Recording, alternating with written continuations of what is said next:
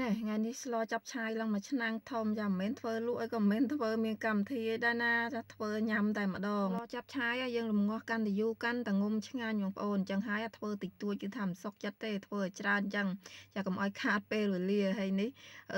រកឆ្អិនមិនទាន់ទេកាន់ចានមកកាន់ចាំត្រៀបត្រាបើនិយាយពីគ្រឿងផ្សំវិញគឺថាគេចិត្តបញ្ចប់ច្រើនគ្រាន់បើហើយនេះពពុះសណ្ដែកហើយរួមជាមួយនឹងហៃប៊ីយឺហ៊ឺខ្ញុំដាក់ត្រាំទឹកវាចោលសិនអាហ្នឹងត្រាំក្រោយគេដែរទេព្រោះវាឆាប់រីកណាប្រហែលមុខនេះបានត្រាំមុនគេចាមានផ្សិតតិចកដុលផ្សិតខ្មៅហើយក៏ស្បែកជ្រូកនឹងត្រាំរៀងយូរចាបានវាទន់ល្អបន្លែវិញក៏មានឆៃថាវមានការ៉ុតចាយើងហាន់វាដុំធំល្មមអញ្ចឹងបងប្អូនចាមកយើងគឺទៅហើយសម្រាប់ម្ហូបនេះគឺថាខ្ញុំងាស់រៀងយូរព្រោះអីមាន់នឹងវារៀងចាស់ខ្លាំងមែនតែនហ្មងពោះបន្លែវិញបងប្អូនចូលចិត្តអីខ្លះដែរចាប់ឆាយចាខ្ញុំមានតែប្រមាណមុខហ្នឹងទេចាមានស្ពៃក្តោបហើយក៏មានបូកគោដែរហើយនឹងនិយាយទៅខាត់ណាដើមហ្មងបងប្អូនចាហើយបើស្ពៃផ្សេងទៀតខ្ញុំអត់សូវចូលចិត្តទេចូលចិត្តតែប្រហែលមុខហ្នឹងគឺថាខ្លាំងបើនិយាយពីបន្លែវិញយើងមិនបាច់ហាន់ទូចអីពេកទេរៀងធំបន្តិចទៅបើយើងងាស់យូរហើយបើយើងងាស់អត់សូវយូរក៏អត់ឆ្ងាញ់ដែរបងប្អូនរៀងនៅរឹងខ្ញុំចូលចិត្តមកលលួយនិយាយពីថាបន្លែហ្នឹងឃើញថាច្រើនណាស់ដល់ពេលស្លទៅបន្តិចហើយមកខាត់ណានេះវិញគឺថាអូយឡើងខៀវឡើងខ្ចីញញឆ្ងាញ់វាតំណងមែនតើហ្មងខ្ចីលហកហើយអាពពុះសណ្ដែកនេះពេលតុនហើយគឺថាបេះវាទៅវាតុនទេស្រួលបេះតែអត់ដូចស្បែកជ្រូកស្បែកអីទេហើយប៊ីយឺហ៊ឺហើយយឺហ៊ឺនេះយើងកាត់តូចមកក៏បានមិនកាត់ទេក៏បានដែរបើមានច្រើនជាងណាជាងហ្នឹងដាក់ច្រើនជាងហ្នឹងទៅក៏បានដែរហើយស្បែកជ្រូកនេះវិញគឺថាខ្ញុំកាត់វាដុំធំប៉ុណ្ណឹងហើយអាផ្សិតនេះវិញចាយើងមើលលៃលោកត្រូវកាត់វាជា2ឬមួយកាត់វាតូចជាងហ្នឹងទៀតក៏បានដែរហើយសាច់នេះគឺថាមាន់បាបងប្អូនចាសាច់ឡើងក្រហមងៅហើយស្បែកវិញឡើងកម្រិះខិះដែរខ្ញុំជាចោលច្រើនកន្លែងណាមាន់ហ្នឹងវារាងចាស់ពេកហើយចំពោះខ្ទឹមសនេះវិញគឺថាដាក់2មើមធំចាយើងដាក់ច្រើនតិចទៅព្រោះសឡយើង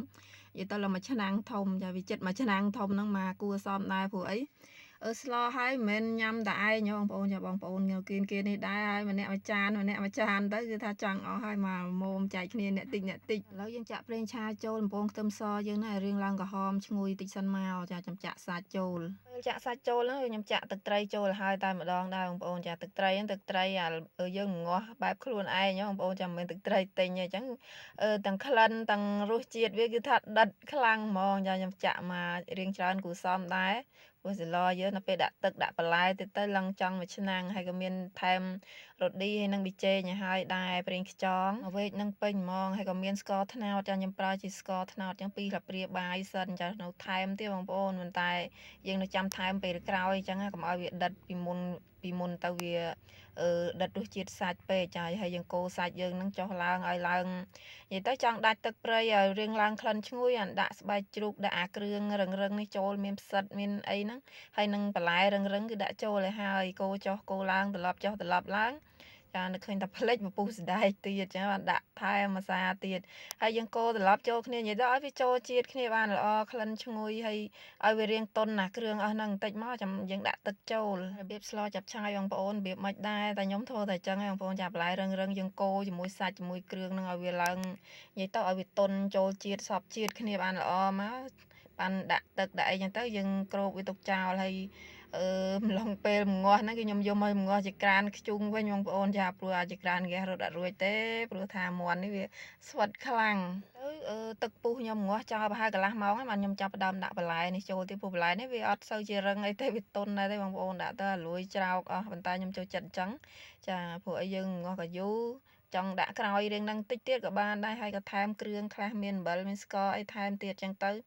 ចាទឹកត្រីទឹកអីហ្នឹងយើងថែមថយទៅអត់យករសជាតិដិតភ្លាមទេបងប្អូនចារៀងស្រាលល្មមទៅយើងថែមតរហូតតតែចិត្តនិយាយទៅចិត្តហើយអានយើងអឺថែមគ្រឿងយកមកត្រូវរសជាតិមកកុំឲ្យវាប្រៃហើយគ្រាន់តែម្ងាស់ឆ្អិនមុំញ៉ាំគឺថានិយាយទៅសាច់អត់ទាន់ផុយខ្លាំងទេបងប្អូនតែបន្លែវិញគឺថាឡើងផុយហើយរសជាតិគេគឺថាមុំញ៉ាំហើយនេះកូនខ្ញុំអាភ្លោះនេះគឺថាគេកាន់ចានម្នាក់មួយចាំញ៉ាំហើយឃើញអញ្ចឹងឯងចូលចិត្តគ្រាន់តែភ្លក់លេង2 3ចានតែ